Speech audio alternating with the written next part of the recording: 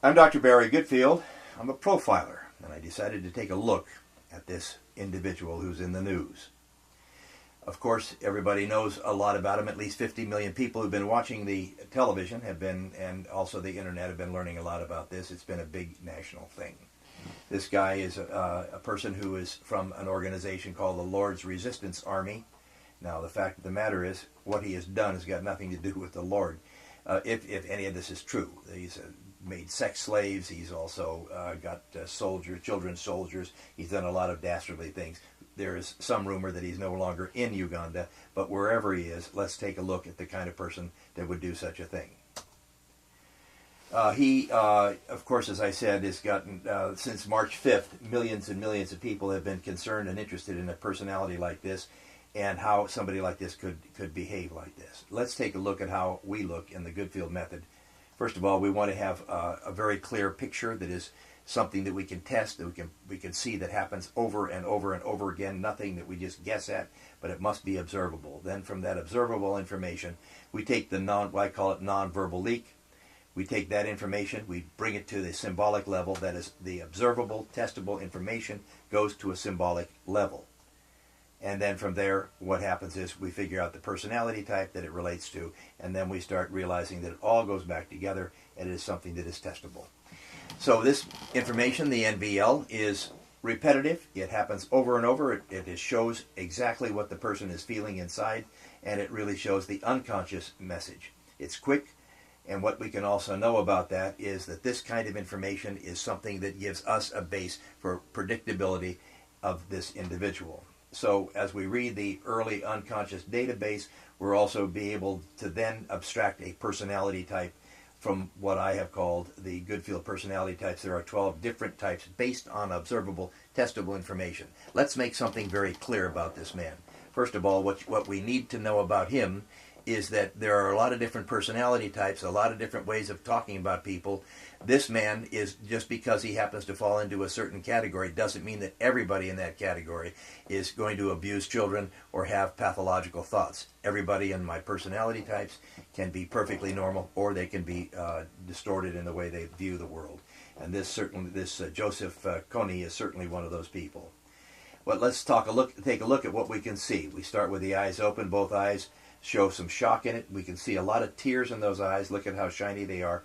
Those are tears. We talk about it. The concentration line between his forehead, video left, eyebrow slightly elevated, mild development of masseter muscles, which has got to do with controlling anger, tension in his system. We can see that.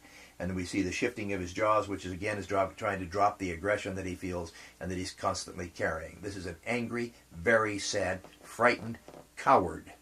I say that word very clearly. He is a coward. He's a man who's frightened about how to deal with situations around him, and this is probably part of what drives him to do these dastardly things, or to have done them. First thing we can see is shock. We can see the anger. He takes the anger and it builds in his system, and it builds and it builds, and the coping strategy is that at a certain moment it explodes.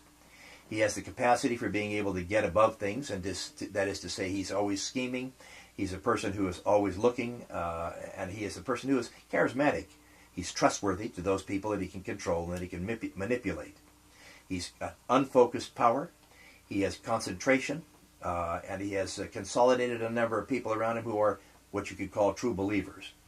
He's prudent, and he's contemplative. That is, he thinks a lot about issues, and then he acts impulsively. That's the explosive part. So that's why I call him the thinker. He sends double messages. And what you can also know about him is he's got power. He does have that. And he feels different things in his system. They build, and finally, at a certain moment, out they come in a pathological kind of a way. So he's got logic, and he's got feelings, but he does not trust the people and the people around him and their capacity to deliver the feelings that he has. He's a careful risk taker with his life, but he's a bold risk taker when it comes to other people's life. He's a natural negotiator. He's a skilled manipulator. He's sought out for advice and for judgment by his followers, not necessarily by anybody else. He has anger. He controls it, as I said, extreme pressure in his system. He avoids the pain. He's got sadness. He intellectualizes it in theory and ideas and all kinds of fantasies, which he gets and clearly, successfully communicates to a lot of the followers that he had at one time. So he's bright, focused, as a person who can take all of this information and he can deal with it. He's clever. He possesses an excellent negotiation skill. He's used it as a day-to-day survival tool. He's also somebody who has capacity to see a reality that sometimes other people don't get. Personality type can be healthy and functioning, as I said, but in fact, in his case, clearly it is not. He has pathological behavior. We could call it extreme, and when it is extreme, I think psychopathology, a psychopath, or what we're now calling a sociopath, is what the best description of him. He clearly belongs where I used to work at the International Criminal Tribunal in The Hague. Let's begin with some primary issues that we can know about him, also some of the things that he's allegedly done. If we look at him in terms of psychopathology, one of the things we can know is that, in fact, he basically tests out, in terms of the DSM, the diagnostic manual that we in psychotherapy and psychology use, or psychiatry use, and he comes out as a sociopath, or what we used to call a psychopath. He has the absence of delusions. He has irrational thinking. He has the absence of nervousness. One of the things you can know about somebody like this is he looks like he really knows what he's talking about. He looks like he really believes what he's talking about. He's not trustworthy, of course, in the long run with other people. He's insecure, and as I said, he's a coward.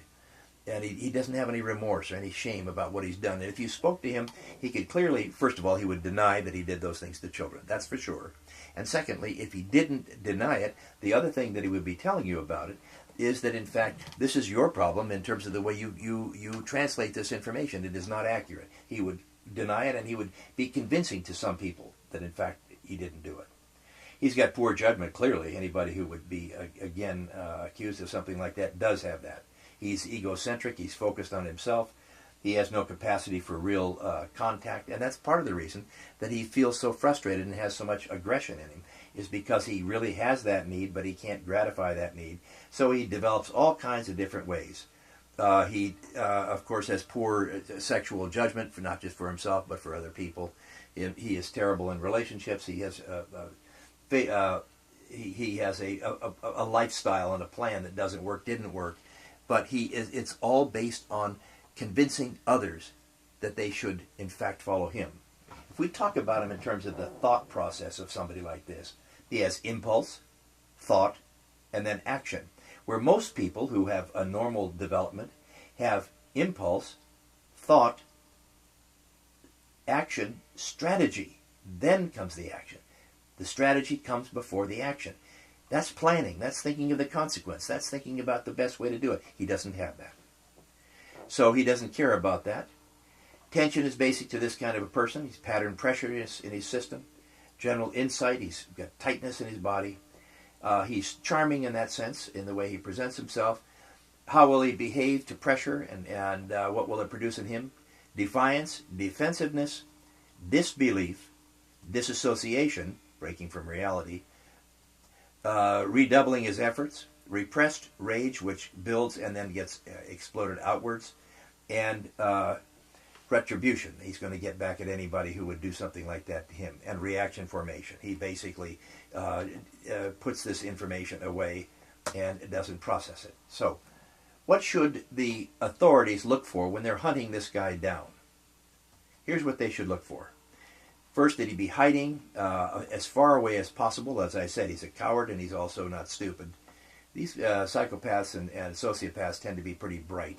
So he's going to be away. There's going to be no more than probably 2 or 3 people, men, traveling with him, if there are men traveling with him. I also believe that he's going to change his appearance so that we can reduce the probability of getting caught.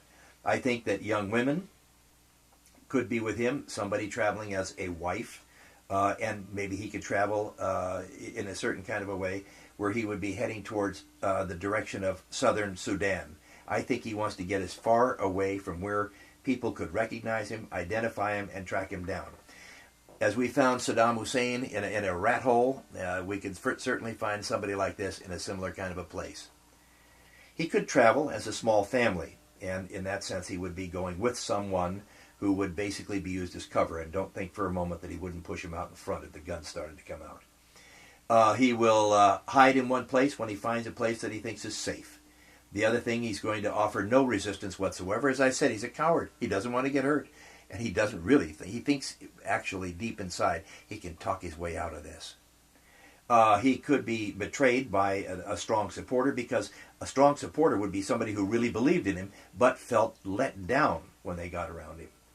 More than likely, he will be turned in by a former supporter, somebody who invested their ideas, their thoughts, and perhaps did some dastardly things like he and his people are alleged to have done, and will feel, well, here I am stuck out there, you know, and they're looking at me. I didn't do it. He told me to do it. So these are the kind of people who are disgruntled and could easily be the ones that turn him in. So the way to get him, offer a large reward, make it very public that everybody could see, and once that happens, you have a chance. And certainly somebody who's gotten an awful lot of attention thanks to a good organization in San Diego, California, and in addition to that, a lot of children who seem to care. I'm Dr. Barry Goodfield.